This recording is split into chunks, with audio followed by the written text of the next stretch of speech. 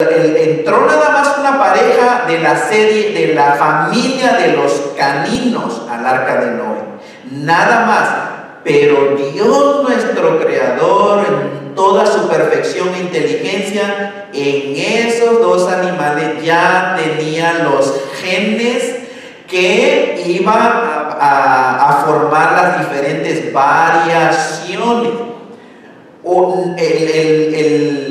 El evolucionista dice que eso es mutación. No es mutación, simplemente, hermanos, como dice ahí en la pantalla, la mayoría de los cambios que vemos dentro de diferentes clases no es de mutación, sino de combinaciones de la información genética. Con esos dos perros, cuando salió Noé con su familia, ahí salió el perro y la perra. Obviamente está casi más de un año en el arca de Noé, hermanos, ya salieron con perritos. Lo más seguro, igual que otros animales también. A propósito, quiero decir, ¿cómo es que entraron los gigantescos dinosaurios en el arca de Noé? Ya lo dije hace tiempo. ¿Alguien recuerda la respuesta? Porque si un evolucionista dice, ¿cómo es que había dinosaurios? Mira el tamaño del dinosaurio. ¿Cuál es la respuesta, hermanos? ¿Hubo dinosaurios en el arca de Noé? Absolutamente. Pero lo que no te van a decir los evolucionistas es que el tamaño promedio de todos los dinosaurios era como una oveja. No era el tamaño promedio de los dinosaurios, esos monstruotes que se han descubierto. El tamaño promedio de los dinosaurios era como un pollo, una gallina, hermano, o una ovejita. Ese era el tamaño promedio.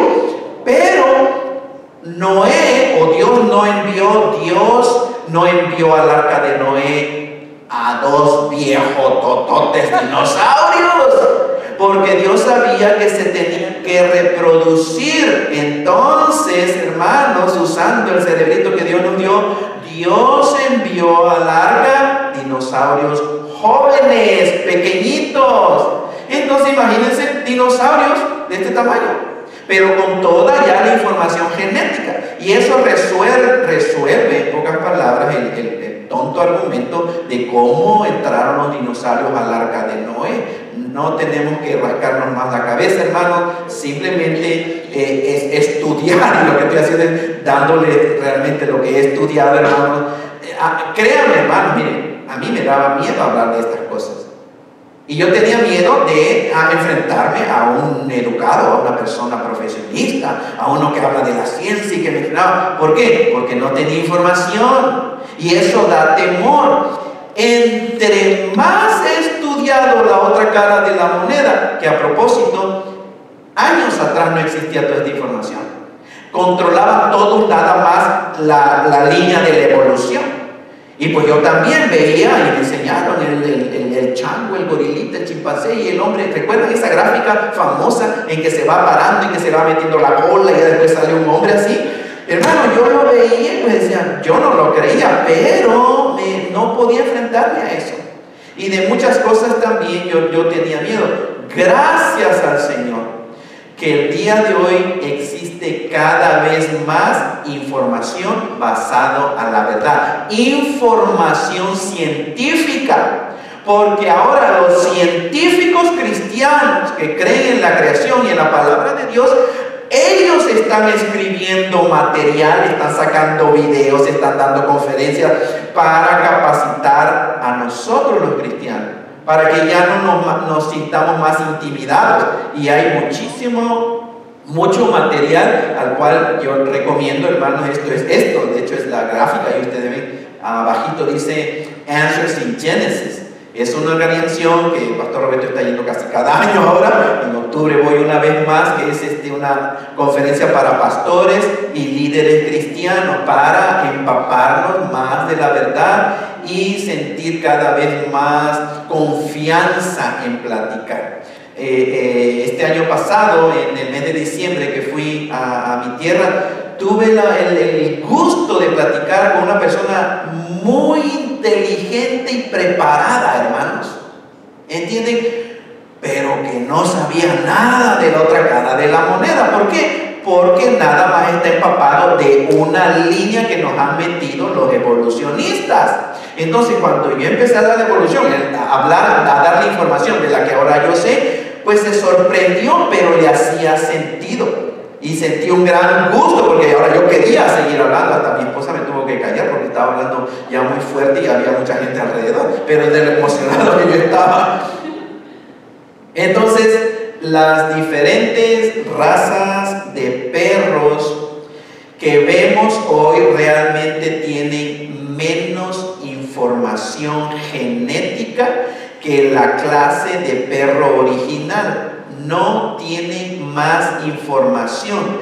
Ahora, pongamos atención a esto. Científicamente, para que haya un cambio de una especie, por ejemplo un perro, a otra especie, por ejemplo un caballo, se necesita más información genética, no menos información genética. Hermanos, esto es científico, esto es ciencia. Necesitaría el perro tener de alguna manera nueva información en sus genes para que se convierta de perro a caballo, si eso fuera posible.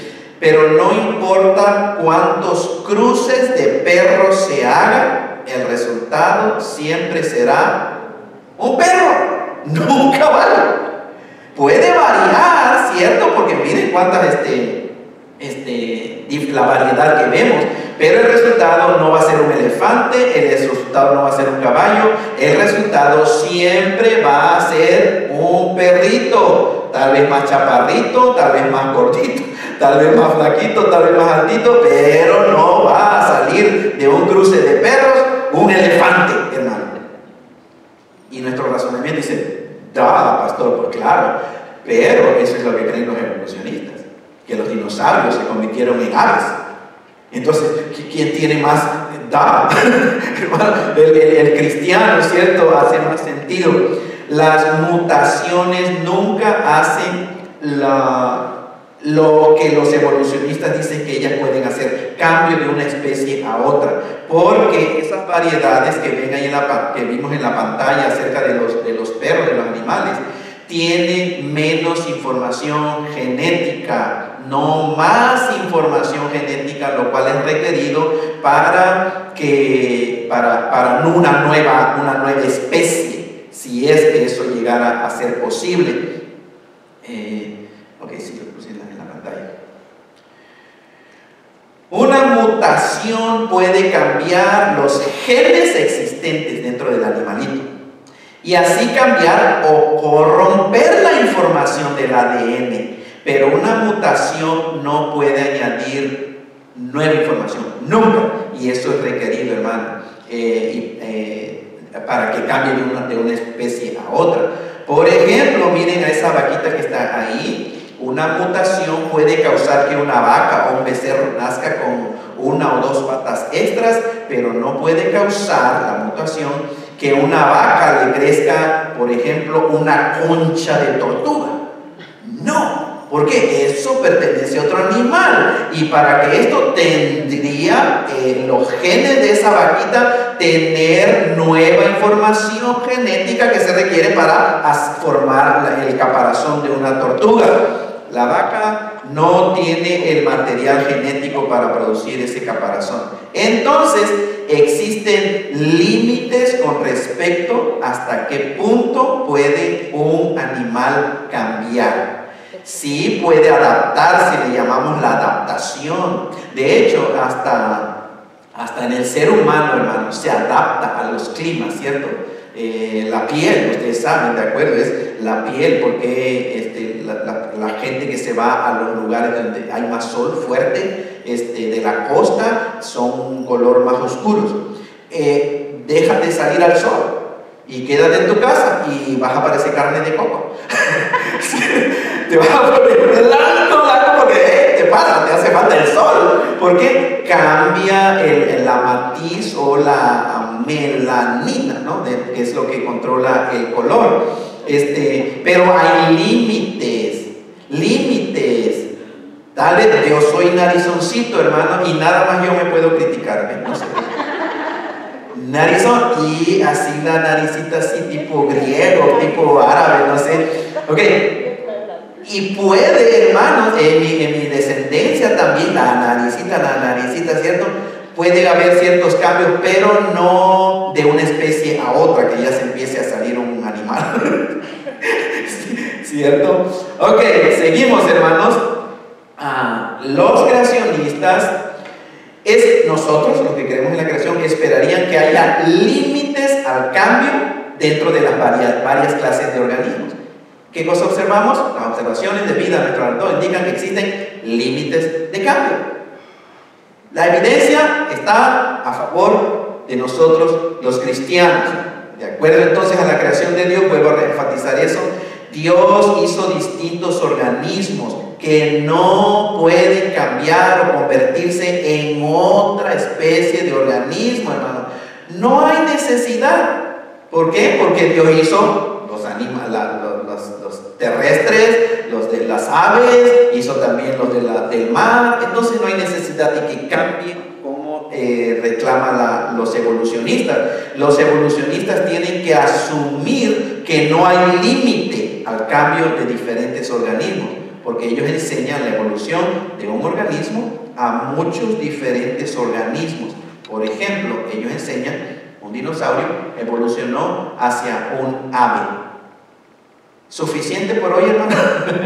Ok, yo no sé cuántos toman notas, pero para mí esto siempre es emocionante. Veo que uno está tomándole fotografías.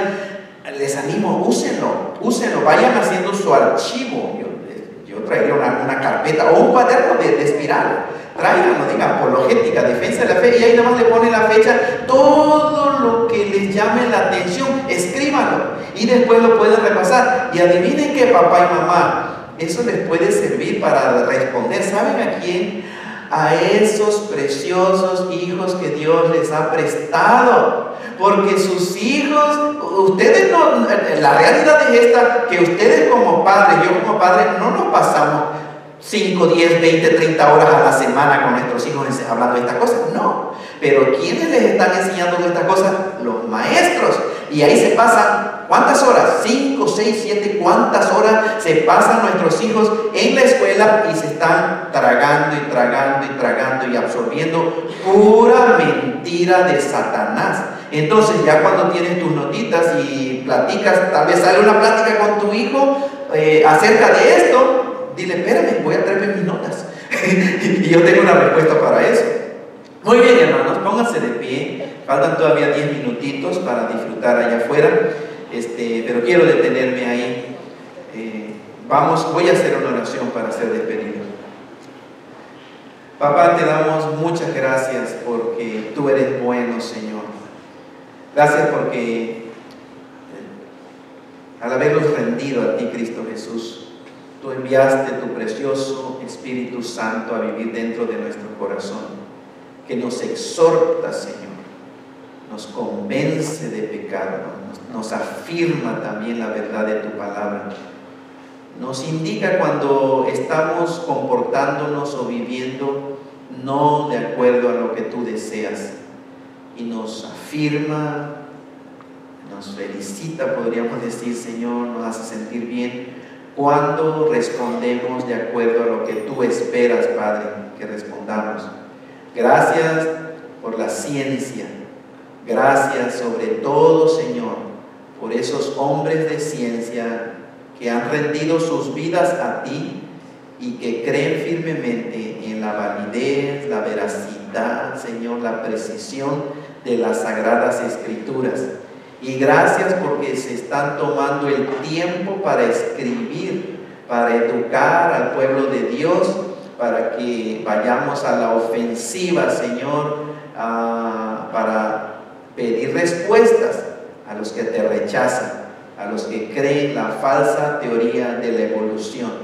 Gracias por tu palabra, Señor. Gracias por este tiempo. Llévanos con bien a nuestros hogares. En el nombre de Cristo Jesús oramos. Amén.